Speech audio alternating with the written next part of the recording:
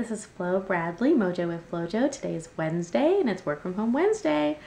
My tip for you today centers around dealing with either challenging people or people who return, clients who return products, and how that makes us feel and how to overcome the feeling of either you've done something wrong or rejection, or maybe that inhibiting you in some way because you have that fear that someone might not be happy with your services or the products. So this is my tip to get over that. Have you ever been to a restaurant or a store and maybe you didn't like the way the food tastes? Well, I have. I've sent things back, not a lot. I used to work in restaurant services, so I know that for it to be me to send something back, it's got to be not very good or not what I asked for. And even sometimes I've received, for example, something that I didn't order, but it was good, and I just didn't want to bother the waiter or waitress with a petty complaint because it was actually really, really good. And that's because I can empathize. I've been in restaurant services before.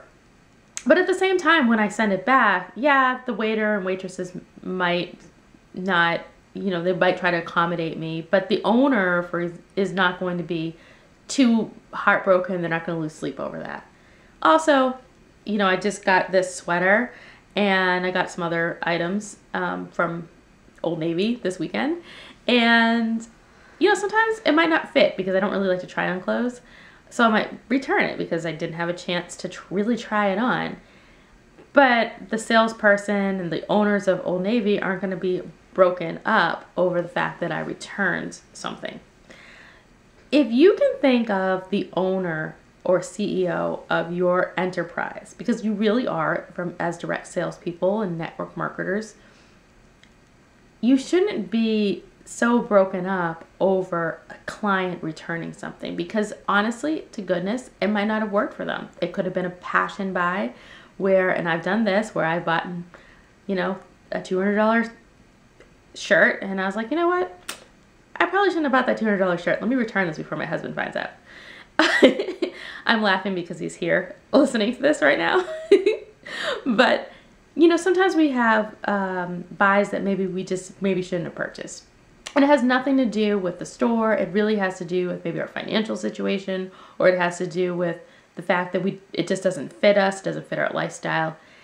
And we know when we return it, we don't feel badly, and neither does the salesperson.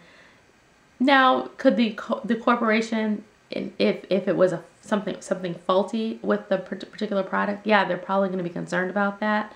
But if it's something based on a client just not being happy or in a place where it's an emotional buy and they need to return it, they don't lose sleep over it. And I would say for you can't either.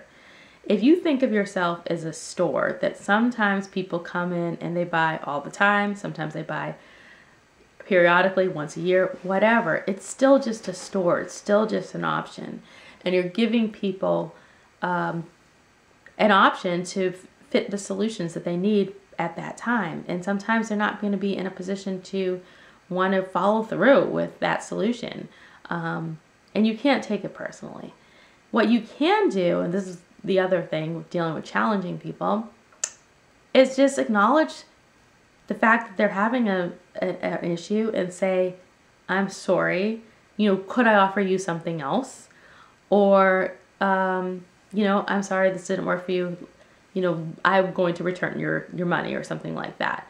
Just acknowledge the client for where they are, and you will actually probably retain more clients that way, because the experience that they have with you is going to be one that's very positive.